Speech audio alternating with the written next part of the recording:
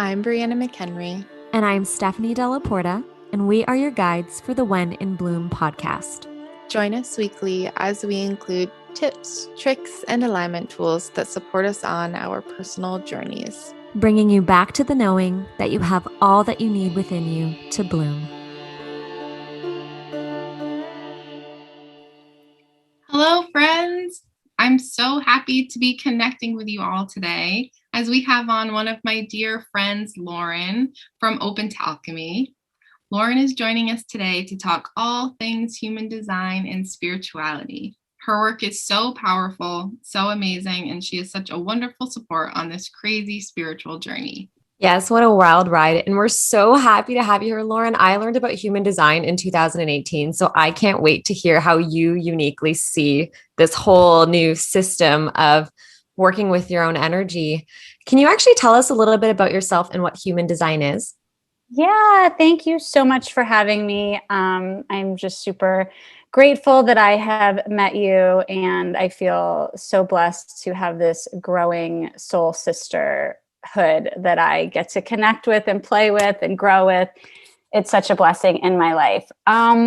So I live in Atlanta with my husband and 2 kids and dog and friends and other family. And yeah, I have been what I would call a lifelong seeker from my earliest memories. As long as I can remember, I have felt like I have been searching for something, looking for something, missing something, being in self-help books when I was in high school, really just always feeling like a connection with God or spirituality, having crazy knowings and weird coincidences and synchronicities and not having anybody to talk to about it and no understanding of it. And just through my wild ride as a manifesting generator, I have come to find human design and be super obsessed with it and love sharing its lessons with my clients and community. So human design is called the science of differentiation, and it's based on this idea, this principle that at birth and 3 months prior to birth, we were all imprinted with a very unique, specific blueprint or manual for living our most aligned life. It combines 4 different ancient wisdoms. So there's an astrology component, the I Ching, Kabbalah with the tree of life, and the chakra system. And it sort of overlays and synthesizes those along with more modern science, quantum physics, and the energy of, exchange and how we're conditioned by society, and really helps each of us step into our individuality, our authenticity. It's about how to find ease and alignment and joy and satisfaction and success, but all on our own specific terms, not as dictated by the outside world. I love that, especially when you said on our own specific terms. I think that's so important in a society that teaches us to look outside of ourselves. Absolutely. And so much of my work in sharing human design is helping people see themselves in the truest, fullest sense, helping them understand the way they're designed to engage with other people, to approach opportunities, to be in community with other people, because we have these 9 centers in human design, which is the way that energy either is given from us or received into us. And so even understanding those and how you work with other people is, a game changer, a life changer in terms of understanding what's yours, what's other people's, and how you can just find your truth with letting go of all that we were told we're supposed to be good at, how to make decisions, how to find success, how we're supposed to be. We're just supposed to be us, which sounds like super simple, but it's literally revolutionary. Mm-hmm. Yeah, I'm so thankful that I found human design when I was pregnant. So I'm able to implement it with my daughter growing up. It's so helpful. Yeah, absolutely. And I think that more and more people are going to be able to use it in parenting. People use it in a work setting in terms of team building. You use it for sure in partnership, whether that be in a, you know, a spouse in a romantic partnership or with friendships, definitely with parenting. It's pretty phenomenal. And it also is just another tool in this toolbox of spirituality and growth and self-discovery and expansion. So to me, it so beautifully fits in with all of these other things that so many of us love. I love that. I love human design so much. And I love the emphasis on sort of honoring your own process, your own energetic process, and your own energetic field. What would you say is the most important part to learn when you're just kind of starting out with human design?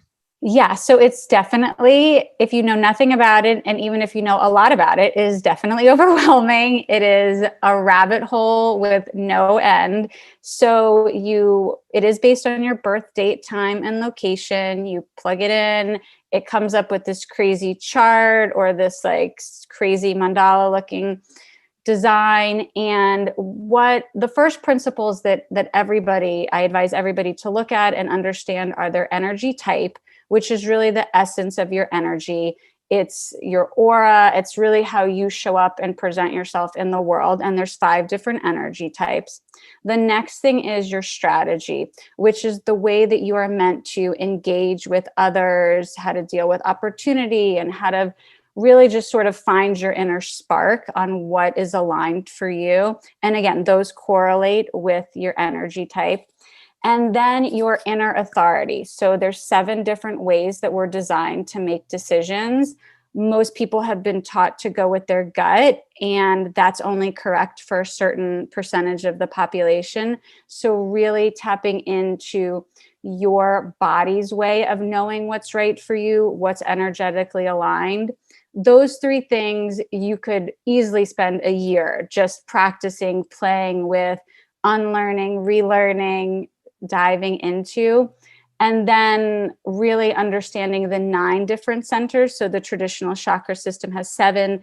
Human design has 9 energy centers, understanding where you're either defined, which are your colored centers. So those are your areas of consistency, reliability. They're really the core of who you are.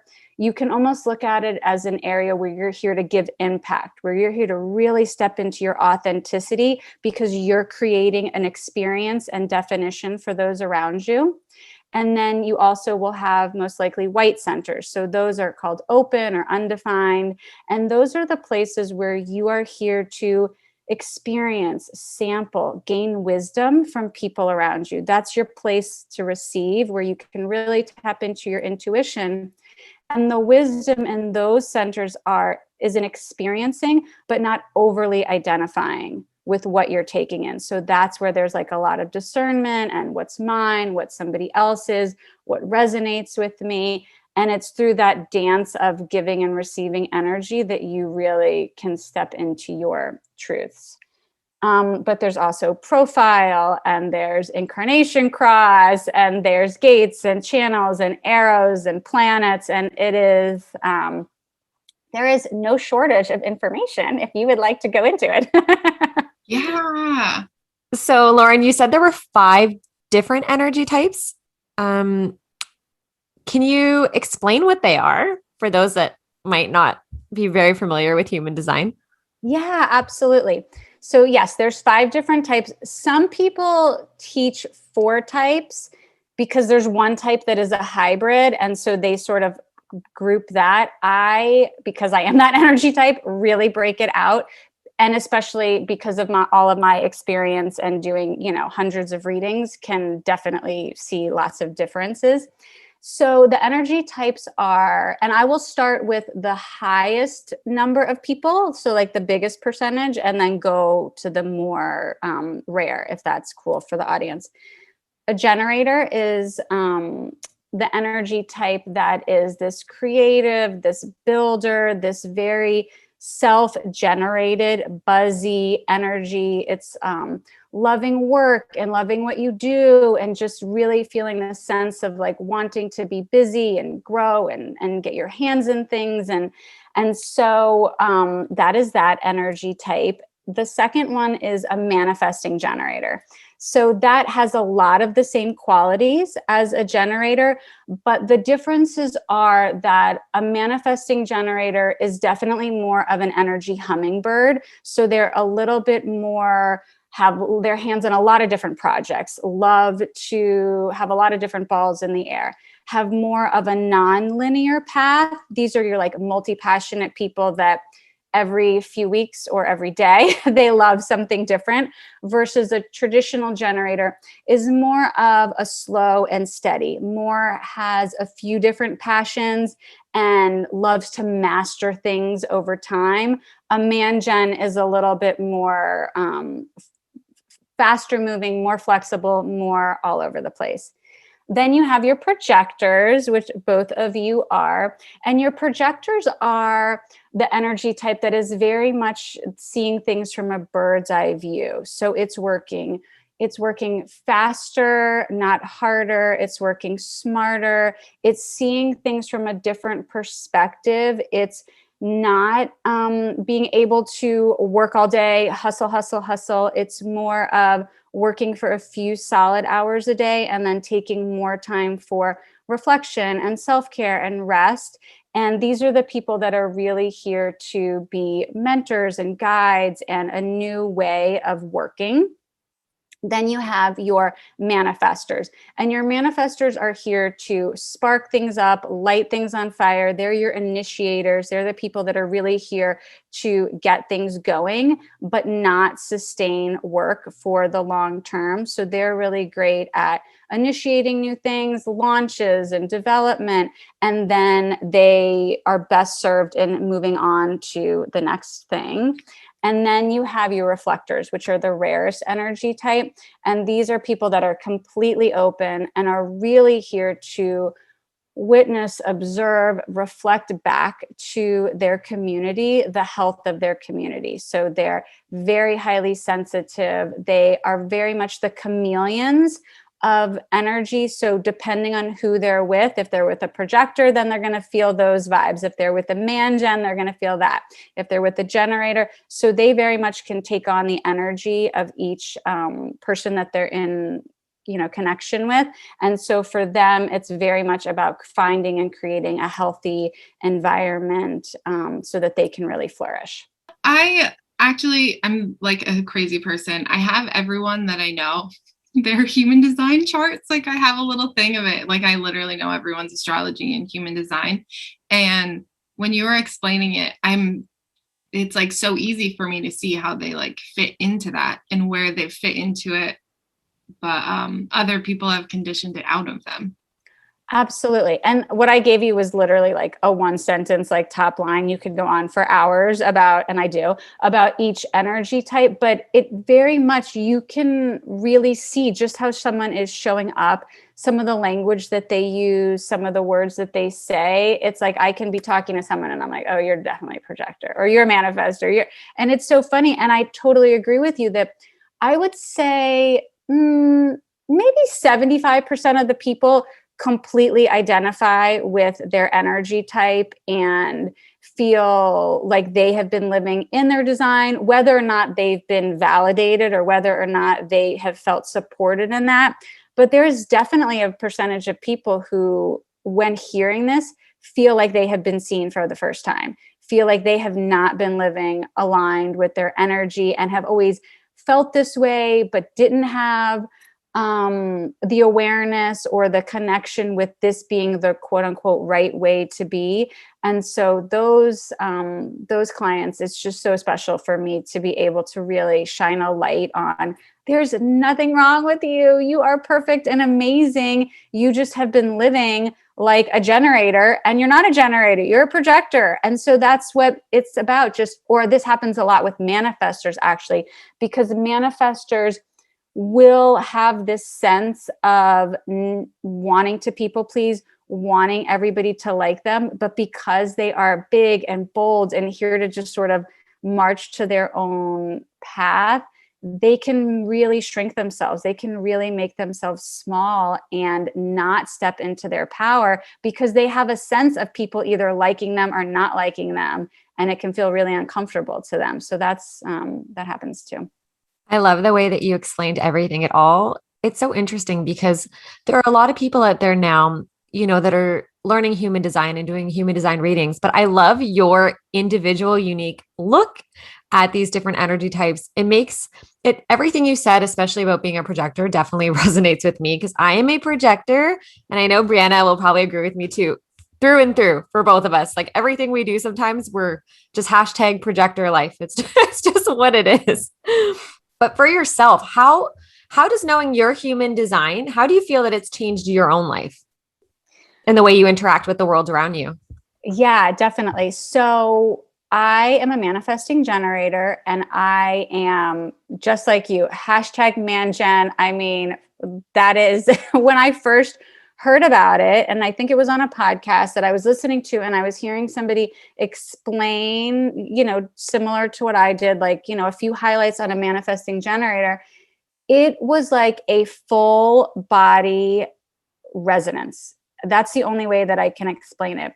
I am someone who has been multi-passionate my entire life, who has gone from thing to thing to thing, who has had so many different jobs, so many different passions, so many different interests, and really felt bad about it. Really felt like there was something wrong with me. Like, why can't I just find the one thing and stick with it? Why am I flaky? Why am I non-committal?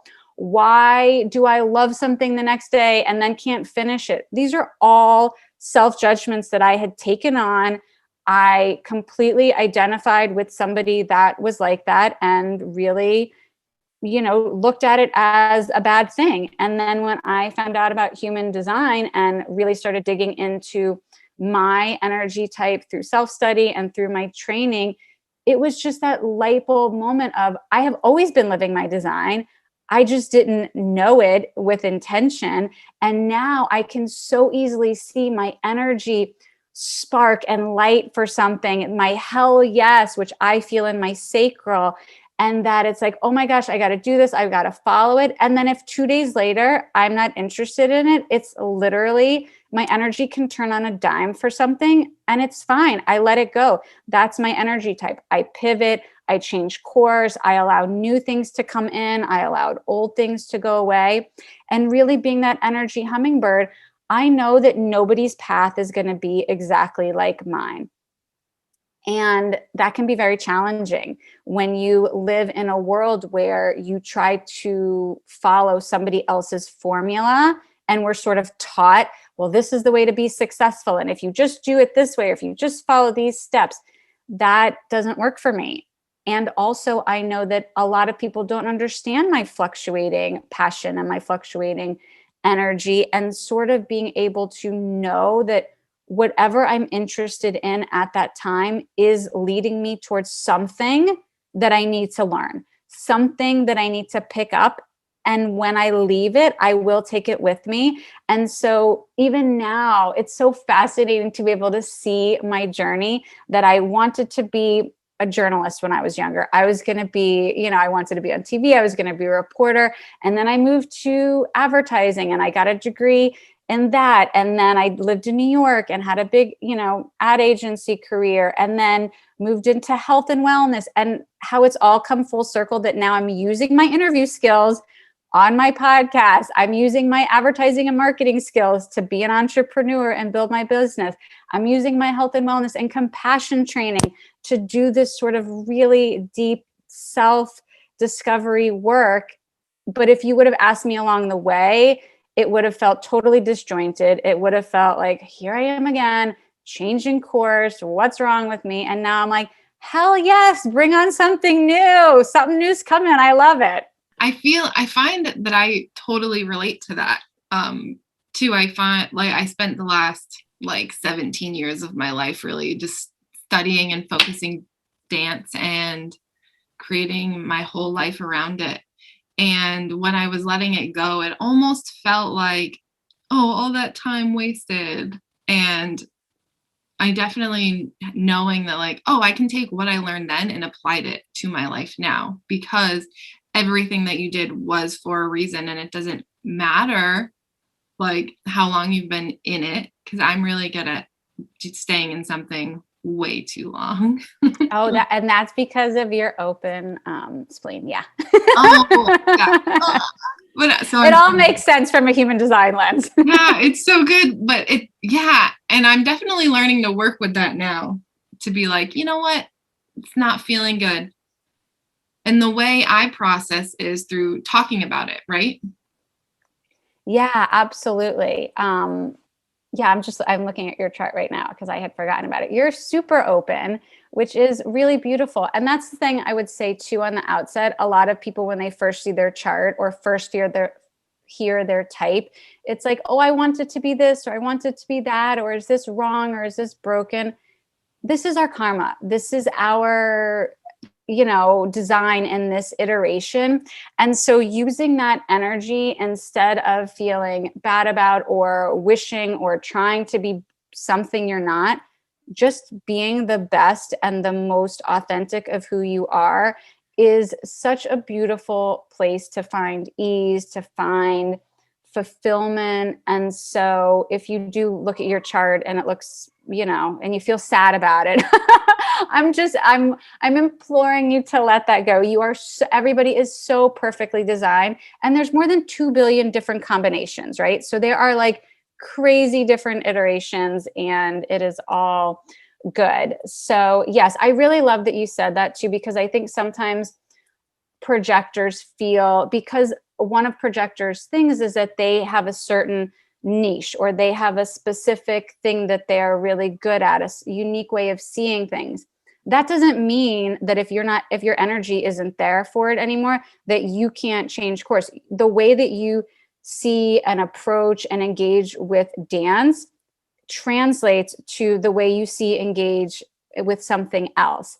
And so that's another lesson from human design that I often share, is that many of us have been brought up to compartmentalize. This is how I am at work. This is who I am with friends. This is my relationship in a love partnership. But these gifts that we have, these traits, these talents that we have that are so unique and special, we're here to really activate them in all aspects of our life. So many times I'll share with somebody some of their specific traits or talents, and they can very clearly see the way it shows up in work, but they don't realize that that's also what they're here to do in relationships, or vice versa. They know in a relationship that they very much play a certain role, but they have not yet really activated that when it comes to their career or hobbies or passions. And so it's to look at something from this full sense of who you are. And it's really a beautiful way of stepping into a more full sense of yourself. Does that make sense? It does. I actually felt the same way when I found out I was a projector. I wasn't happy about it. Yeah. Because I thought, I'll be honest, my journey is sort of similar to yours in the sense that I love too many things. And for me to try to even narrow it down to a niche is hard for me. I start things without finishing them a lot of the times because it's so interesting because as a projector, you think I'd get tired and just not want to learn anything or not want to, like kind of expand. But I get so passionate. I jump from one thing and then I jump to another, but I forget to finish what I started. So it's so interesting that you said that because man, I don't know, maybe in another life I was a manifesting generator because it's so hard for me to just kind of focus in on a niche because I don't even know what my niche would be. I've got so many different passions and interests that I love to share and teach about that I don't even know where I would start. Well, so I would just offer that, first of all, there can be conditioning around even what the energy types are. So not everything is going to fully and wholly resonate with you, with anybody. And so being a projector doesn't mean that you can't be multi-passionate. It doesn't mean that you can't have a lot of things and go from thing to thing.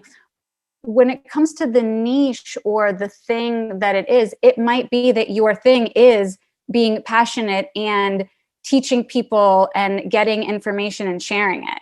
Do you know what I mean? A niche doesn't have to mean like, oh, I just love crystals, so I'm going to go all in on crystals. The niche could be, I interpret information and then am able to share it. I'm this casual historian who can pick up and collect experiences and then teach it. My niche could be that I'm really here to help build community. It doesn't matter what that community is, and that community can show up in a million different ways. So I'm so happy you touched on that, because I'm sure that I'm not the only one that's that I'm not alone in that. yeah, I actually, there's certain things that are like very common questions. And so projectors often feel like, well, what is my niche? Because in some people, it does really show up in a very traditional sense of like, oh, I'm a writer. Like that's my jam. Like I know how to write. But I have a dear friend of mine whose niche is experiences. And so she is really here to see experiences in a unique way, to teach about experiences in a unique way. That's not what maybe people would consider a traditional niche, but there is a very unique way about the way she approaches it that she is continuing to work at and understand and refine. But there's a big piece of her letting go that it isn't something else. That is so beautiful. I'm so happy you said that. And that, I won't even lie, that makes me feel so good. Good. Yes, it should make you feel good. It should. I mean, that's the whole thing. It's like we feel we're supposed to. I don't know where that comes from. I guess in everybody it comes from someplace different, that we have this idealized way that we're supposed to be. Yeah. I mean, I live my life very untraditionally to begin with now, since I started, I guess, deconditioning myself. So it's very comforting to know that at least I'm on I'm on my right path. It doesn't have to be the right path for someone else, but I'm on my path and it's okay. So thank you. I feel very comforted in this in this new knowledge now. Good. And there's also, I'll just throw out there, not to go too into the weeds, but there are 3 different types of projectors. So there's mental projectors, energy projectors, and classic projectors. So I have to look at yours, but depending on what you are, there are definitely projectors who will show up and feel more akin to a generator or a manifesting generator. There's other projectors who are more mental projectors, who are all only in their head and have like no definition down below. So they show up completely differently. So just throwing that out for the audience. I don't want to like overwhelm people with information, but I'm definitely going to have to figure that out from you later. Yeah. We'll go on a deep dive together. No idea. That's amazing. Okay. See, look at all these different layers to this one system. It's beautiful. I love it.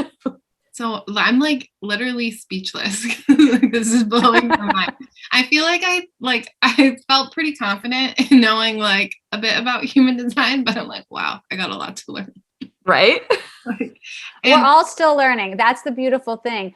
I would say that letting go of the idea that I have to be an expert in human design or anything is such a beautiful gift and a work in progress for me, because every session that I do, I'm learning something from. Every session that I do, I'm seeing a different nuance. I'm seeing something from a different lens. And so, yeah, it is ever expanding. Actually, I just thought of something. Speaking of how you're seeing it through your own lens, well, we all do, but with you specifically, how do your intuitive gifts and abilities influence how you interpret energy using human design as a tool?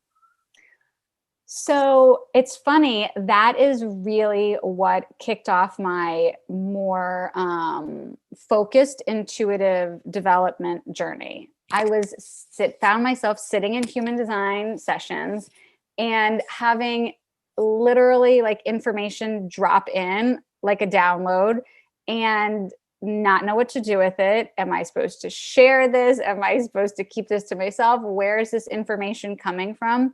And that was what led me to take this intuition development course, to really understand my clairs and my gifts and hone in on that. And so now when I'm doing sessions, I activate a few different areas. So I have my Reiki level 2 practitioner certification. So I can often do body scans, and I will feel in my body where somebody is out of alignment with their human design based on their chart and their energy. So this is like cool, like mashup modality that's happening for me. And then also just checking in with my claircognizance, where I'll just be in a session with someone and like something just comes out, and I used to not trust it or not feel comfortable sharing, and now I know that I'm basically channeling guidance for them. And now I'm really stepping more into my channeling ability. And so now I offer more intuitive human design sessions where it's connecting with somebody's soul or a light being or some other spiritual guide that really works through while also incorporating human design elements. So I'm like literally the happiest person in the world over here that I get to combine all these different things. And again, such a man gen that it's like all these different things, I have no idea how they're working together, and just receiving them and not placing judgment on, you're supposed to do human design like this, or you're supposed to do Reiki like this. I'm supposed to do it in whatever way it feels good for me. Yes, that's so good. It's so important to just kind of just release that need that everyone is putting onto you. Like it's not even your own need. It's coming from external sources. Right. Because if you didn't have anybody to compare it to, we would just all be in our own jam, like living life so happy and easy. And then we hop on social, and I'm the first one to be guilty of this. And well, they're sharing it like this, or they've had this experience. And it's like, that is just so not even real. Yeah, I'm so guilty of that too. And it reminds me of that quote. I think it's something like comparison is the thief of joy. And it's so true, because you have these experiences and then the comparison just you almost end up negating your own unique gifts and abilities that you brought into this world. And we don't need more of something else. We need everyone to be unique in their own power. So I love the way, that's why I wanted to ask too, because there's so many people that are doing or that are offering human design services, that I just wanted to see your unique way, because I know everyone is different. And then that's kind of how you find who you resonate with too. And I love the way you see the world, and I love the way you interpret human design. I just love it so much. I'm so excited to have another reading with you. Oh, thank you so much. Yeah, that means so much to me. And it's a work in progress. Like I am certainly not immune to feeling the pressure or feeling the judgment or self-doubt about who I am and how I'm showing up and what I'm communicating. And the lessons that I get from my meditations and from my, beautiful soul sisters and guides is just to show up as myself. That's all I can do, is to do what feels good, to do what feels right, to connect in with who I am and supposed to be, and not focus on what other people are doing, which is not to say there's not beautiful things that you can learn from the way somebody else is doing it. But, for me, there's been a multiple step in and being this. It's like you learn something, then you need to practice it. Then there's an element of you really fully embodying it and seeing it show up in the world. And so it's not just like you turn the page and and this all appears. It takes time. And, I'm sure a year from now, 5 years from now, there's going to be new things and there's going to be new ways. And so, but I feel really honored that you see that and recognize that in me. So thank you. That's very projector language that I just gave, right? I love it. I mean, of course, you're going to adapt with me and Brianna being projectors. That energy is going to, somehow rub off on you. I love it. And I said that to Brianna the other day. I forget if we were messaging, but I was like, oh, thank you for the guidance. Thank you for the way that you see this. Like, I appreciate your gifts in this way. And she was like, I'm seen.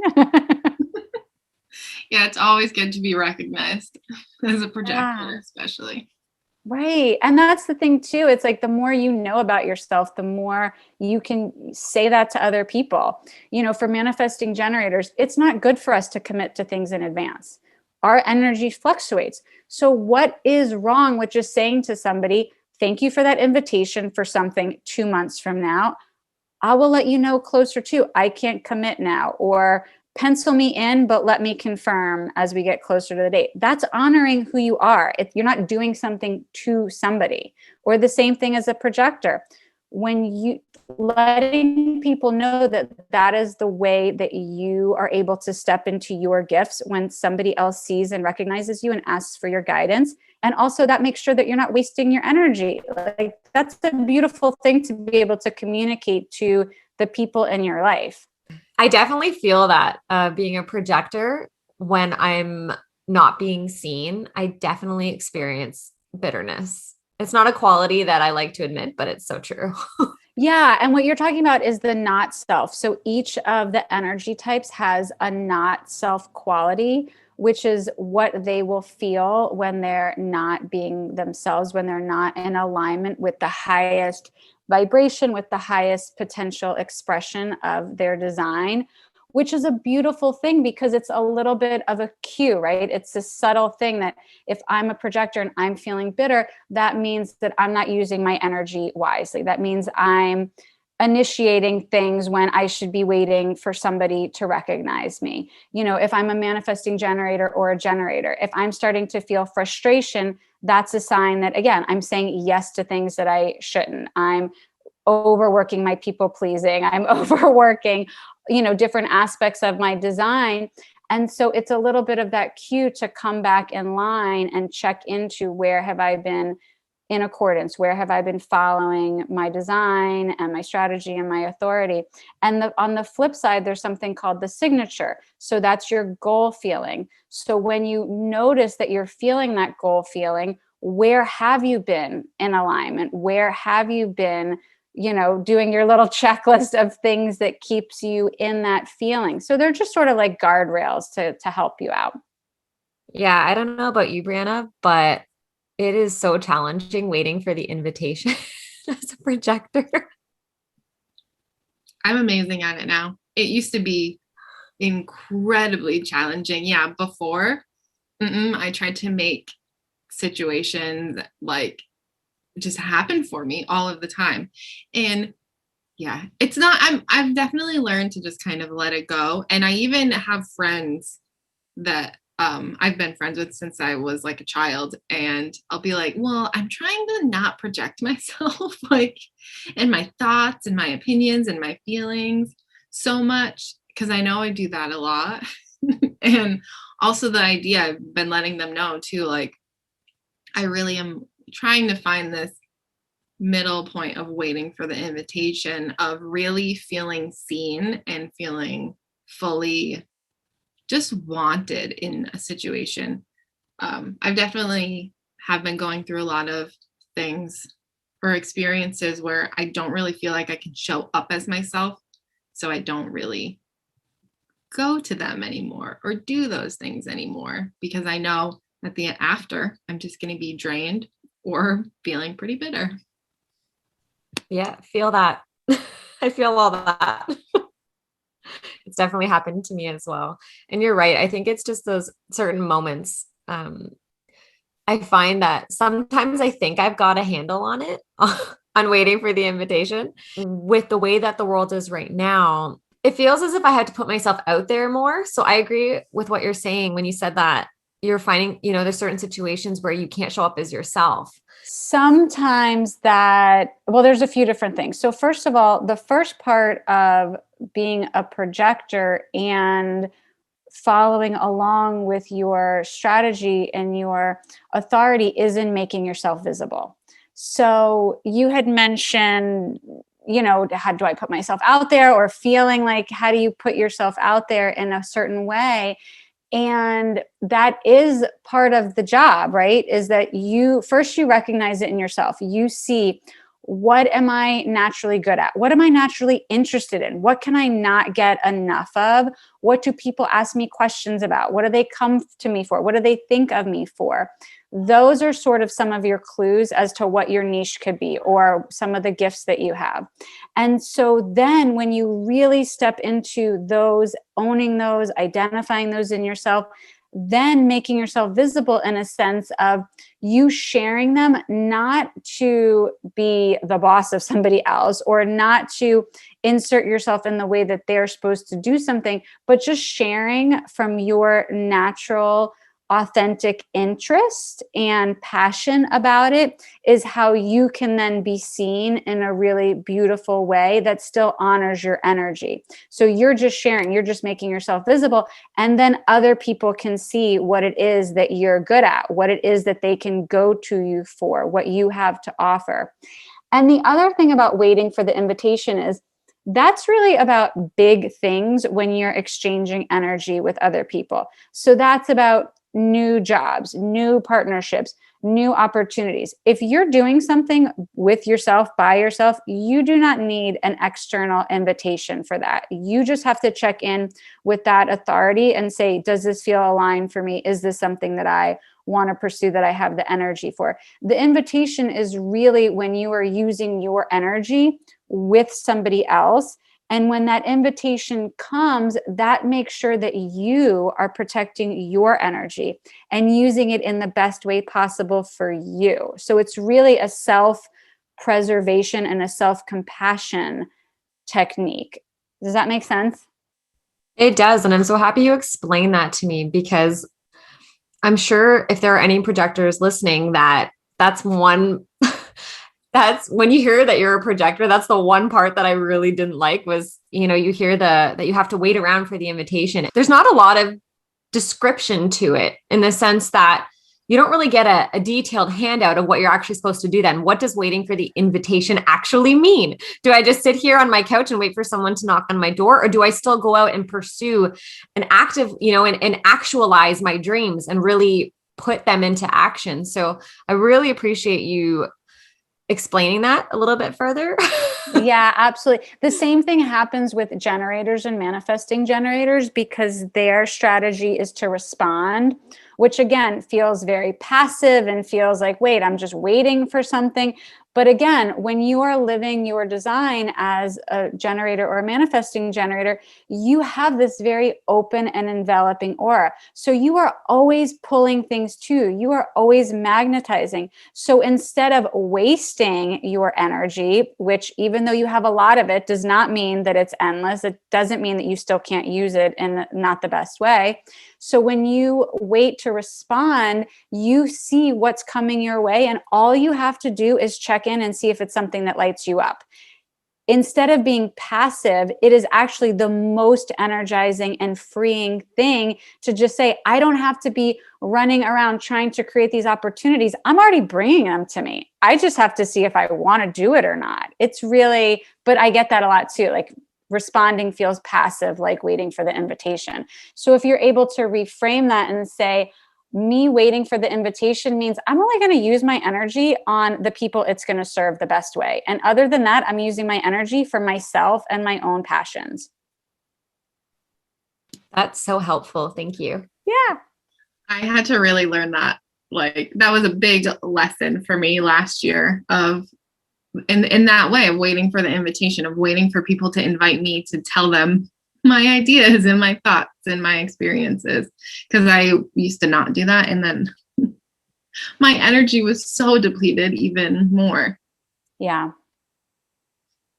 I know, it's so interesting, the contrast, how, especially as a projector, when you don't share and then when you overshare, and it's finding that balance of waiting for the invitation, and having someone being receptive to it. That was the biggest lesson for me, where it was just, I have so much wisdom and I'm seeing this person's situation from, that bird's eye view. But unless I am invited, unless they are open to receiving my energy in the form of my words or whatever it is, then it's almost like, I think I heard this analogy once. It's almost as if you're throwing a ball against a wall. And if there's no one there to catch it, and there's just a wall and someone's not receptive, it's like a wall comes up between you two and it just kind of bounces back and hits you in the face. And that's definitely happened to me before, where I end up leaving the situation more discouraged too. And not only depleted, I'm very discouraged. And then it almost carries into other situations. And you almost, like you said, I think earlier, Brianna, where you almost don't show up as yourself anymore. You kind of hold back because you're expecting that sort of reception from other people. Yeah, absolutely. So when you wait for the invitation, it is about making sure that the audience, it's the right timing, it's the right audience, they're going to be receptive to it. It's all about the way that we exchange energy with each other and making sure that we do minimize that energetic resistance. And for manifestors, any manifestors listening, their strategy is to inform. So what that means is because they move so quickly, because they have more of a just like high impact, big, bold personality energy type, other people do not really know what's going on all the time, nor are they meant to. They're not really meant to keep up with the manifestor. And so when a manifestor informs people around them, that's exactly what it does. It minimizes that energetic resistance, and it gives generators and manifesting generators something to respond to. And it gives projectors a way to share their gifts because they can see a better way or an easier way or a faster way to do something. And it gives reflectors something to understand and be able to mirror back. When we are all living our designs, we are really designed to have this beautiful, cohesive society where we're all just living in our roles and working together in this like symbiotic kind of way. What happens is we end up showing up a lot of the times not as ourselves, and that's where things get crossed. That's where feelings get hurt and judgment gets thrown because we're not showing up as our truest selves from a human design perspective. There's lots of other issues too. I'm so happy you said that, because I was thinking no word of a lie, the exact same thing about how it's so beautiful. It's almost like when we're all living our designs, we're all a piece of this puzzle. And then when we're living our design, that puzzle is able to fit perfectly together so that we can create, you know, the larger picture. So I'm so happy you said that. I was thinking that. It's as if you read my mind. Ooh, what else is in there? Yeah, there we go. No, you don't want to know. We'll have our energetic walls up. Everything you've given is amazing. Is there anything else you want to add that you think people should know about? Yeah, I would just say that human design, as I think you could probably tell from listening, is an amazing modality. And it's also just a piece of the puzzle, just like astrology, just like chakras, just like the Enneagram. It's a tool for self-discovery, for learning more about yourself, for stepping into yourself in a more compassionate way. It is not meant to be, in my opinion, this like rule, letter of the law, have to follow everything. I think so many times people in our space are just looking for the thing, the answer. Just tell me what to do, how to make it easier. I will sign up. I will do all the things. Human design is definitely not like that. It is absolutely a very individualized, personalized practice. And although there are a lot of archetypes and so much learning and very practical, pragmatic things that you can implement, you have to see the way that something works in your life, in your practice, how it shows up. So that's just one thing that I would offer. I think a lot of times people feel like, oh, but there's all this information, and if I just do all the things that it said. But as you guys have both shared, you're both projectors. You do have different designs. Things are going to come in differently for you. Plus, we have our own experience from our family conditioning, from the way we take in society conditioning. So there is no right or wrong. It just is what feels good for you.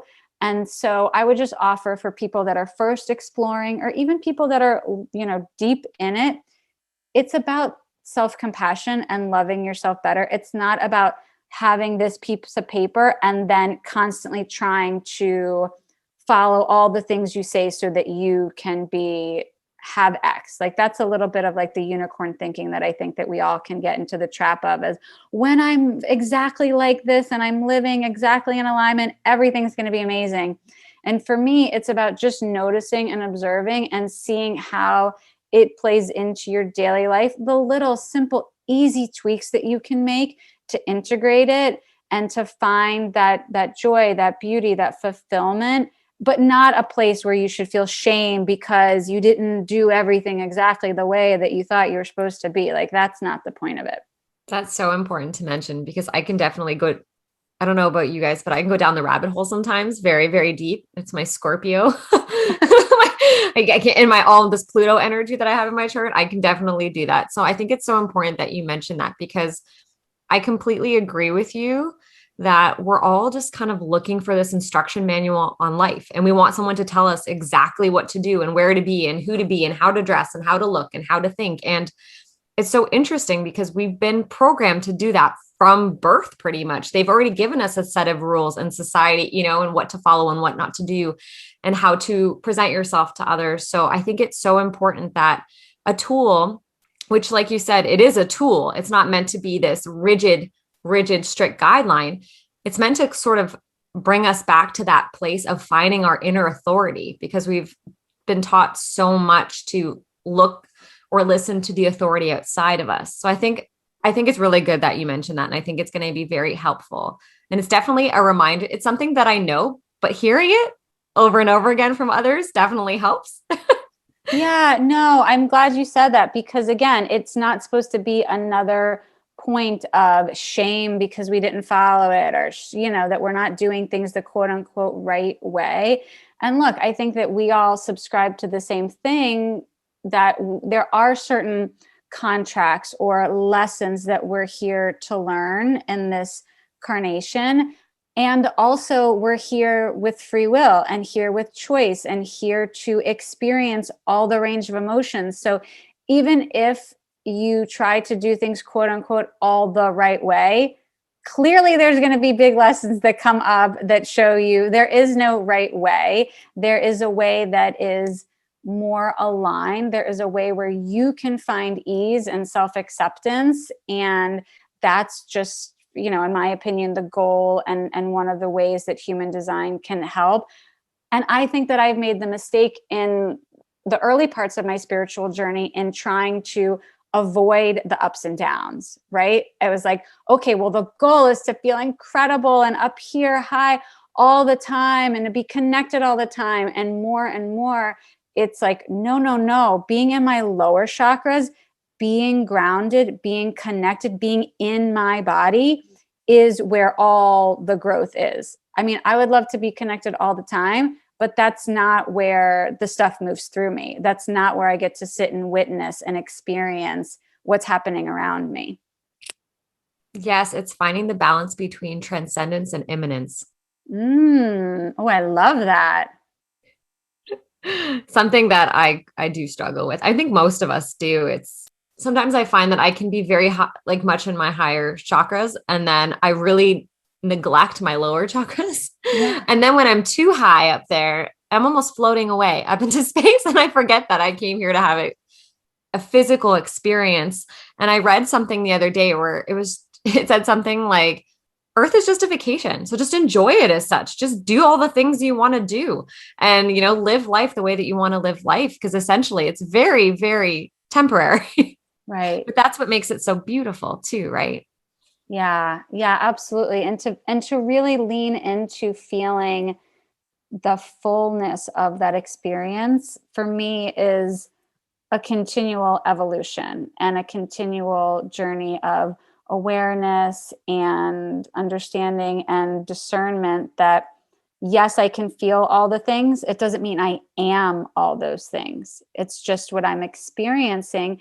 But if I numb myself from those experiences in any of the myriad of ways that we, you know, are known to do so, then I really don't get the lesson. I don't get the experience. And that's what I'm here for. Like feeling only in the middle is not what I want. Not that I want to be at the bottom, but without the bottom, you don't feel the top, you know? Yeah, the contrast and the polarity, the duality is needed in order to experience. You can't have one without the other. Yeah. And can I just say really quickly, as you were saying that, the left side of my head started tingling so bad. Oh, it was almost like my inner radio was tuned in, and it was like, yeah, this is the transmission. Are you hearing this? And I'm like, here's your reminder, Stephanie, for the rest of the week. Oh, I love that. I love that you're so tapped into that. That's definitely someplace I'm still working on growing into. I want everything like yesterday. Like, I don't want to wait for that integration period. I want it to happen like immediately when I want it to happen. So I also really struggle with just like waiting. Hmm. Do you feel like it's happening faster though now through all of your practice and So all of much your, faster. yeah, that's what I've noticed too, that So much faster. I'll see it, I'll recognize it, it works its way through, and then within a day or two, it's kind of integrated or transmuted or embodied or whatever's happening. It's definitely picking up pace. Yeah, time is moving really fast. It makes sense though that we almost neglect the integration period because we're conditioned in a society that honors instant gratification. So it makes sense that even on our spiritual journey, we would expect that our results would be instantaneous. And that's having this lifestyle, because it's a lifestyle, requires work, which means that it's kind of going to happen the rest of your life. It's not just an event, it's an entire process. So Right. There's no like arrival to a place. no, it's just Yeah. it's just a process. It's just a journey. And you know, so yeah, I can definitely relate to that, Brianna. I think a lot of people can though, just because we are conditioned in this, you know, in the same society where there's more, the emphasis is more on instant gratification instead of gratitude. Definitely. I see that play in even with human design. There's people who are fascinated by it and they hear it. And then, you know, I always provide activation techniques and practical ways to sort of integrate it.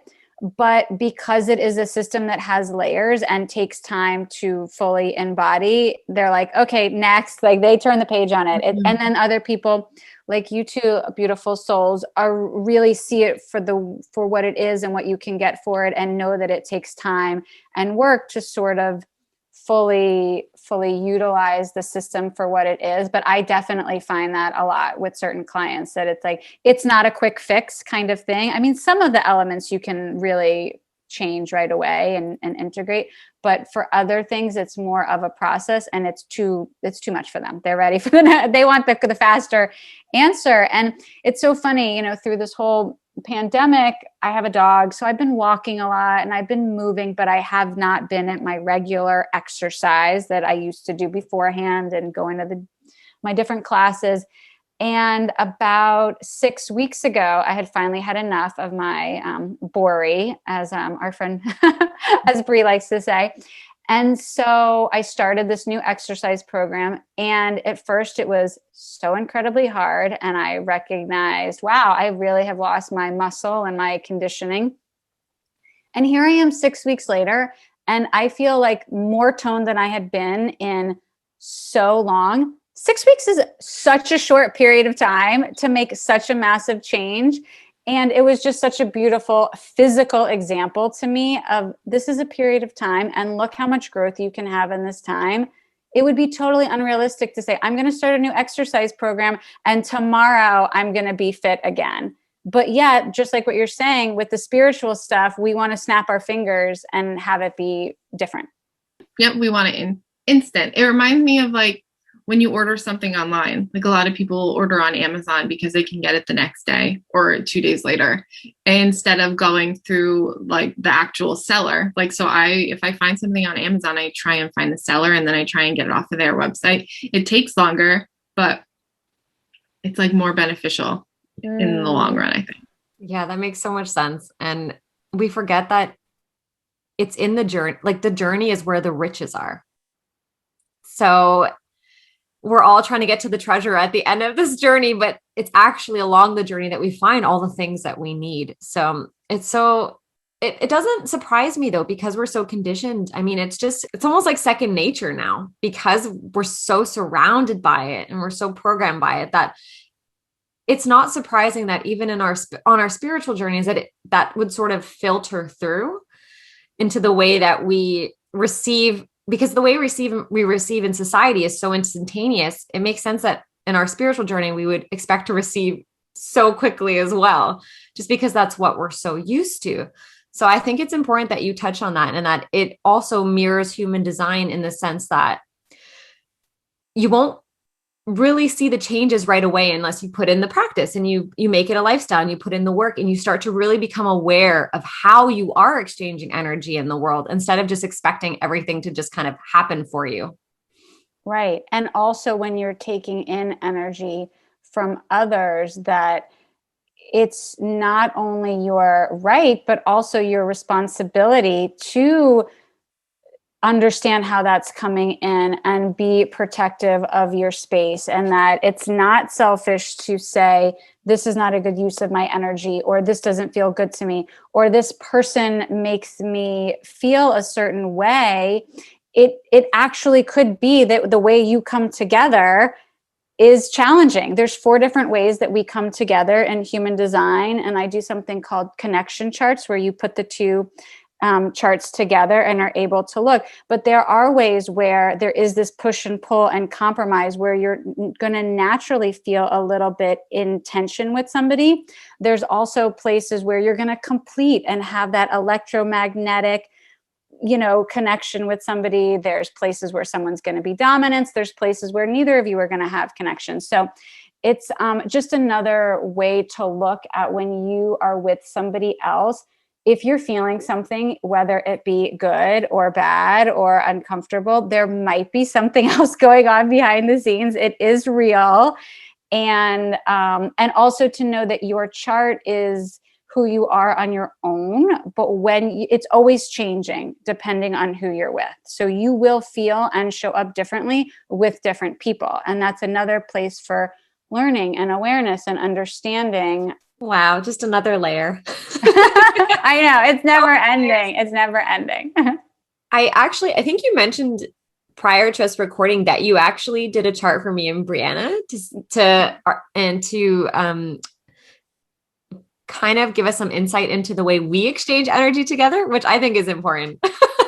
Yeah. So I did pull you up, and you are both projectors, which and you're actually both profile 1-3, which I think is super fun too. And so independently, you both are pretty open. Brianna, you just have your throat and your G center as defined. Stephanie, you have a little bit more definition. So you have your throat, your G center, your heart, and your emotional solar plexus defined. But together, you actually have 8 of your 9 centers defined, because when you come together, so the only center that you don't create definition for each other is your sacral. So that, again, still rules that sort of vitality and that power, that like seemingly never ending energy. But all of that means is that you're actually good for each other, to remind each other that you don't need to take that on, that you don't have to feel burnt out. You don't have to be overwhelmed. You're not going to be pulling each other in that direction. Like, you can still show up as your full projector selves and know when it's time for rest, when enough is enough, when it's time to pull back for self-care, etc.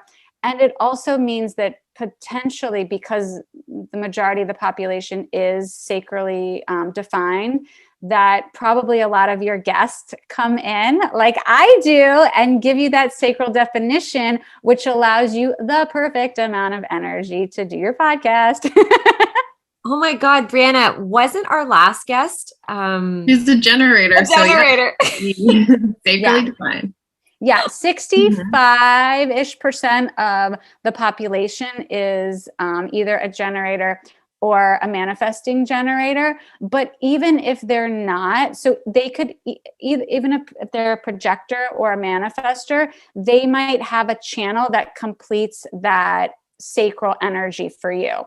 So that's why for projectors, it's great to know your partner's design, because even if they're a projector or a manifester, they can complete that sacral connection for you, which means that it is great to sometimes sleep on your own. Otherwise, you're feeling that energy all night long and not truly getting the chance to decompress and separate from external energy. And my husband's a projector as well, and he's splenic authority. And I think Oh, Brianna, isn't your partner as well a He's a projector? projector. I don't remember what his inner authority is, but we most of the time sleep separately, and it's been so life changing. With myself and my husband, it's so cool because we balance each other out because he is defined where I'm not defined, and I'm defined where he's defined, except the only one we both have defined is our throats. mm. But everything else we balance. Like, it's so interesting. We're like opposite of each other, which is really beautiful because where I lack, he's stronger in areas that I lack and vice versa. So I love knowing this. Brianna, I love knowing this about us. Thank you so much, Lauren. Yeah, no, it's super cool to look at everybody, combined together, and also to know that I'm looking. So you have 4 electromagnetic channels. So there's 4 different areas where you come together and complete each other. But also to know that your energy with somebody else's is based on that connection together. So if you're on your own, it's okay to not have that same level of energy, or it's okay to not feel that certain way. And so again, just to look at yourself with that grace and self-compassion of, there's no way you're going to show up the same with every single person because you're always giving and receiving energy. We're both just shaking our heads like, yep, makes 100% like sense. Yep. And what you said too, we're so good at that. There's so many times we message each other, and, especially to do certain tasks for the podcast. And if the other person's not feeling it, we totally honor that. We're very much, we're very respectful of each other's energy. And so I love that you said that in the beginning, where you said that we allow each other to show up as we are, because we do that for each other. We've done that since we've met last year. Yeah, we're like, are you feeling too tired to just like talk today? And then it's so honored. That's so beautiful. Yeah, I think that's really a gift that you have, because I think a lot of projectors, every type has this element of self-judgment that they put on themselves because they're not showing up in a way that they see modeled or valued in society. So being able to just communicate that and honor our differences. Even when you were talking, Stephanie, about you and your husband, there's a lot of people who are with partners who they're very different from and go the opposite direction and don't honor and value what their spouse is better at or what they're better at. And instead, it's looking at it from a place of resentment or trying to change the other person. And so I think the way that you approach it is so beautiful and such a gift to share. That's exactly right. We all have these gifts. And when I just show up and say, like, this is what I'm good at, this is what you're good at, I don't need to change you, you don't need to change me. Let's just do the things that we're good at and honor what each other's talents and strengths are, instead of looking at it and saying, well, he needs to be more like this, or she's supposed to do it this way.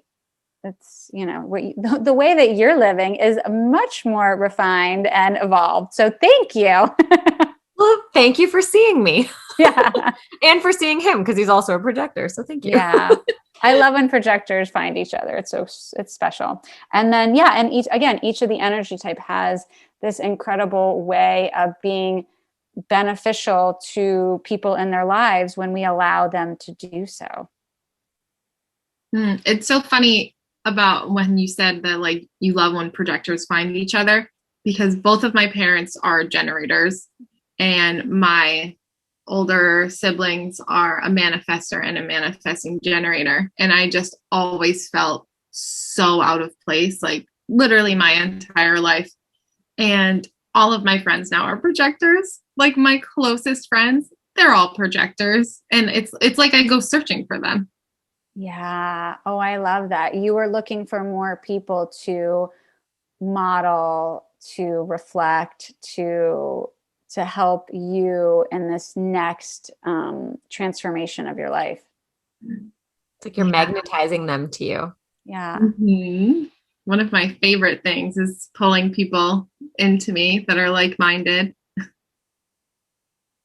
I love that. Except for us man gens who still need a place in your heart. Yeah, of course. Always. One of my dear friends is a manifesting generator, and I didn't know how much I needed her. I love that. Can I also just say that this episode complements our previous episode on living life as an empath, because it's another helpful tool to discern what is and isn't yours. And I just realized that now, how, right? Like how important it is, this episode is to our last episode. Yeah, I was thinking that we touched on something in this episode that we talked about in that episode too. Mm-hmm.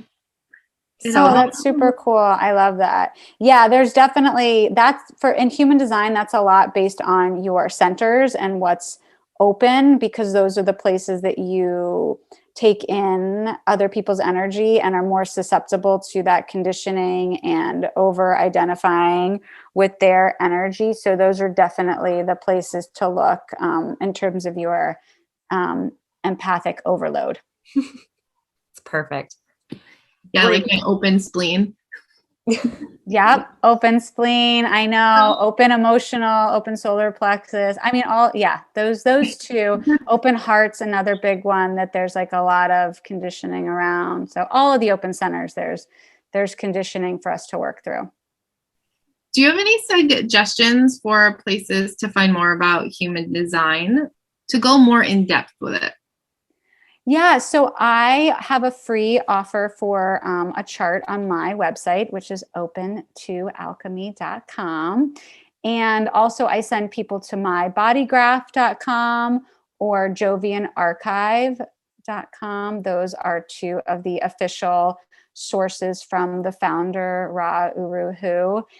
A lot of the language out there can be very dense, can be very hard to get through. So one of my missions is to try to make it more tangible, more accessible, more down to earth. And so I have a bunch of different blog posts, and certainly finding a reader that you connect with can help explain things in a way that is best for you. Thank you. And where can people find you? Yeah, so I'm Lauren Ivy, open2alchemy.com, and on social at open.to.alchemy. And I also have a podcast, which I can't wait to have you on, where I talk about spiritual journeys and transformation and soulpreneurship and what it's like to have a spiritual business. So you could check that out on Apple, Spotify, all the things. Lauren, it was such a pleasure having you on this podcast. Everything you said, honestly, was truly captivating for me. And I'm sure that the audience will agree as well. You've just shared so much beautiful information and made human design more digestible. Like Brianna said earlier, I thought I knew a lot about human design. I even have the book that I'll be honest with you. Once again, I picked it up, was planning on reading it, didn't read very much of it. And you explaining things to me has just almost ignited a new passion for it, just because of your energy and the frequency that you've given out. As you can tell that when you're speaking about it, it's just coming straight from your heart. And I love it. And I really want to thank you for sharing your energy with us today. Thank you. Thank you so much for having me. I'm so grateful to be able to share and to be able to share space with both of you and your audience. So I'm super grateful. Thank you. Yay. Thank you. And thank you all for listening. I know the week before, I believe it was May 26th, there was a full moon in Sagittarius with a total lunar eclipse. So welcome to eclipse season. I'm sure you're probably still feeling the energy of it. And if you are, definitely take time to rest and nourish yourself. It's okay to not always be on the go. As you can learn, to honor your energy type, especially once you find out your human design. Take that as a invitation to honor the energy that you're exchanging with the world. So thank you once more, and we will see you all for another engaging episode next week. Have a beautiful week, everyone.